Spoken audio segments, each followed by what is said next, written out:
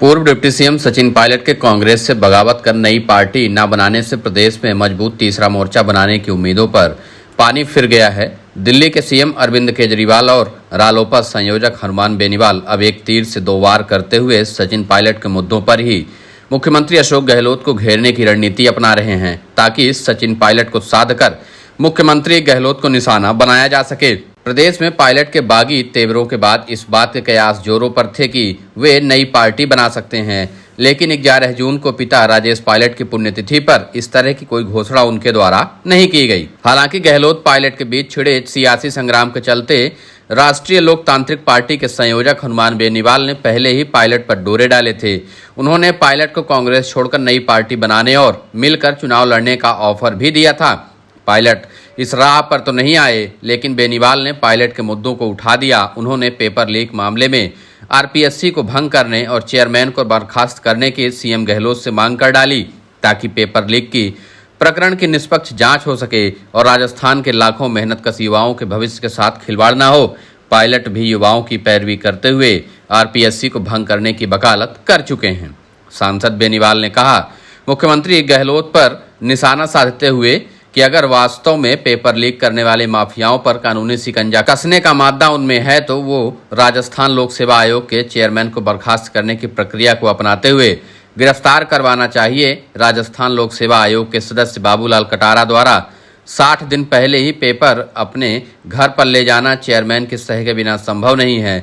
जिस तरह आरपीएससी के काले कारनामों की एक एक परत खुल रही है, उसकी असली सच्चाई आयोग के चेयरमैन की गिरफ्तारी से ही सामने आएगी। रालोपा संयोजक बेनीवाल ने पायलट को रिझाने के दौरान तब थर्ड फ्रंट बनाने के लिए आम आदमी पार्टी के अरविंद केजरीवाल से मीटिंग की थी, ताकि तीसरे मोर्चे की ताकत और मजबूत हो सके। अब बेनीवाल की तरह केजरीवाल ने भी पायलट के मुद्दे को पकड़ लिया है। केजरीवाल ने राजस्थान में एंट्री लेने के लिए पंजाब से सटे श्रीगंगानगर में चुनावी शंखनाद किया। इस सरहदी इलाके में पंजाब और सरदार वोटर्स के ज्यादा होने के चलते सीएम भगवंत मान ने भी सभा में उनके साथ शिरकत की थी।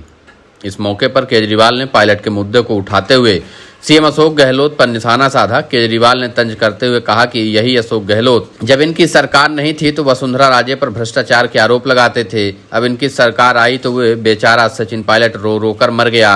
सचिन कहता रहा कि भ्रष्टाचार के चलते वसुंधरा राजे को गिरफ्तार करो। गहलोत कहते हैं कि मैं नहीं करता, वो तो मेरी बहन लगती है। केजरीवाल ने कहा कि बीजेपी कांग्रेस दोनों मिलकर भ्रष्टाचार कर रहे हैं, इसलिए जनता नया विकल्प चाहती है। अब सचिन पायलट को तीसरे मोर्चे की लाने की कवायद में सचिन पायलट के मुद्दों का हनुमान बेनीवाल और अरविंद केजरीवाल राजस्थान में लगातार उठाते चले जा रहे हैं। एक तरह से सचिन पायलट के मुद्दों को उठाकर सचिन पायलट का साथ देने की अपील भी कर रहे हैं और साथ में तीसरा मोर्चा बनाने की कवायद भी की जा रही है। हनुमान बेनीवाल और अरविंद केजरीवाल पहले से ही राजस्थान में गठबंधन की तैयारी कर रहे हैं, लेकिन उस गठबंधन में सचिन पायलट को साथ लाने के लिए वह पहले भी कई बार बातचीत कर चुके हैं। लेकिन अब सचिन पायलट के मुद्दों को उठाकर एक तरह से तीसरा मोर्चा बनाने की कवायद में बहुत तेजी से जुटे हुए हैं। कुछ जानकारों का मानना है कि सचिन पायलट को अपने पाले में लाने के लिए ही हनुमान बेनीवाल और अरविंद केजरीवाल उनके मुद्दों को लगातार उठा रहे हैं। कुछ यह भी कह रहे हैं कि सचिन पायलट के इशारों में भी